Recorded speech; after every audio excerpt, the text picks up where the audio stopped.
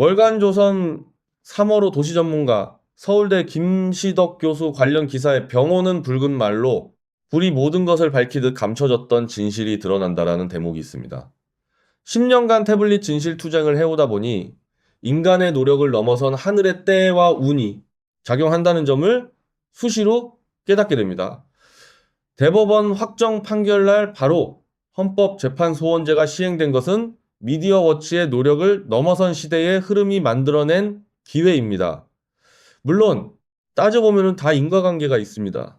조작 검찰 세력 윤석열 한동훈이 집권하니 이재명과 송영길을 검찰 동원해 털어버렸고 이재명과 이화영까지 윤석열 한동훈이 임명한 조의대와 대법관들의 유죄 판결을 받아버렸습니다. 이재명 입장에선 조의대 대법원을 무너뜨리지 않으면 언제든 정권의 정통성이 위협받을 판입니다. 그래서 나온 게 헌법재판소원제 및 사법 3법이고 이를 제가 1순위로 이용할 수 있게 된 겁니다. 헌법재판소는 박근혜 탄핵 당시도 태블릿은 아예 다루지 않았습니다. 박근혜 1심 때부터 뇌물죄, 유죄 근거로 태블릿을 최서원 것으로 인정한 법원과는 입장이 다릅니다. 또한 여전히 문재인과 윤석열이 임명한 대법관들이 장악한 대법원과 달리 헌법재판소는 이재명이 임명한 인물들이 주류입니다.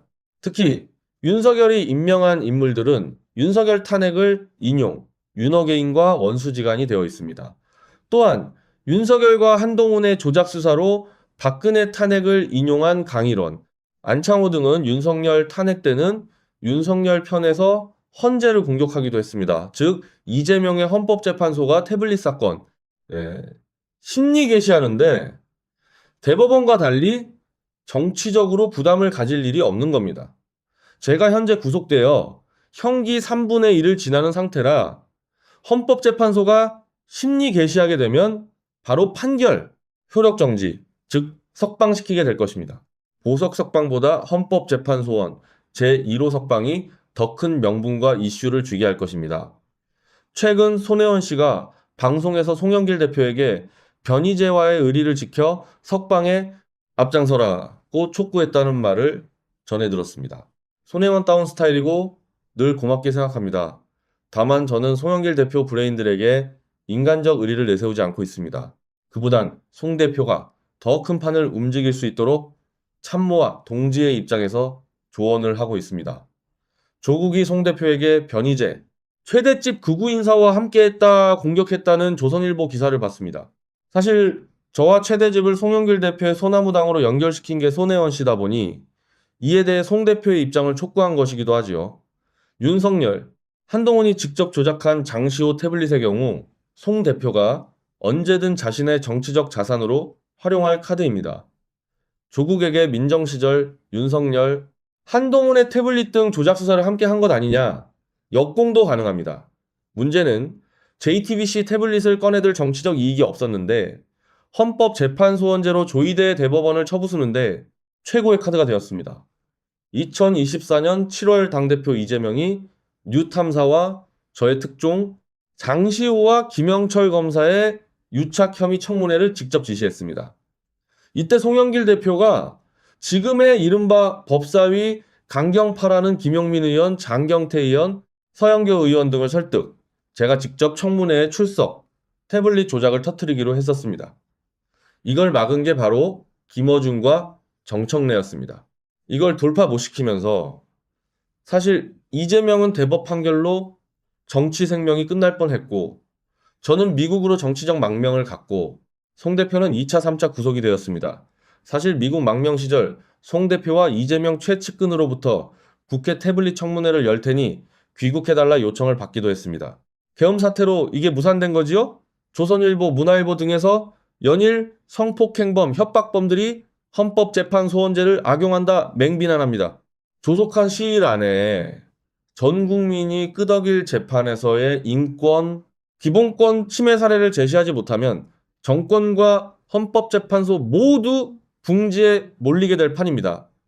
현직 언론인이 재판 도중 무차별 증인, 증거 취소에 항의, 스스로 목숨을 끊고 현직 언론인이 기소, 1심, 2심, 심근마다 구속을 당해 방어권 및 언론 출판, 표현의 자유를 박탈당한 JTBC 태블릿 사건만큼 기본권 침해를 구제하겠다는 헌법재판소원제의 필요성을 입증할 사건을 없을 겁니다.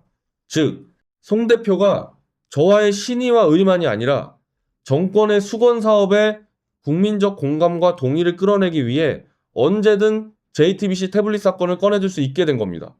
송 대표가 정청래, 김어준, 조국과 차별되는 이재명 정권의 정치적 리더로 올라서게 된 것은 시간의 요소가 작용했다 봅니다. 2024년 총선 때와 달리 조국과 정청래를 언제든 넘어설 위치에 이미 올라 있습니다. 그러나 송 대표가 조국, 정청래가 갖고 있지 못한 정치적 자산은 태극기 보수까지 연결된 소나무당 네트워크입니다. 저와 최대집 대표는 소나무당을 떠났지만 여전히 소나무당의 인적 네트워크는 유지하고 있습니다. 조국은 이를 공격했지만 송 대표가 소나무당 네트워크를 활용 태블릿 진실폭탄을 터뜨리는 순간 윤석열, 한동훈과 원팀이었던 조국의 정치적 생명이 위험적 겁니다. 그리고 송 대표가 조희대 대법원까지 심판하면 곧바로 차기 주자로 우뚝 설 것입니다. 소나무당 네트워크에 정철승 변호사가 수시로 접견을 와주고 있습니다. 내주에 헌법재판소원 청구를 관철시키는 구체적인 논의를 하게 될 것입니다.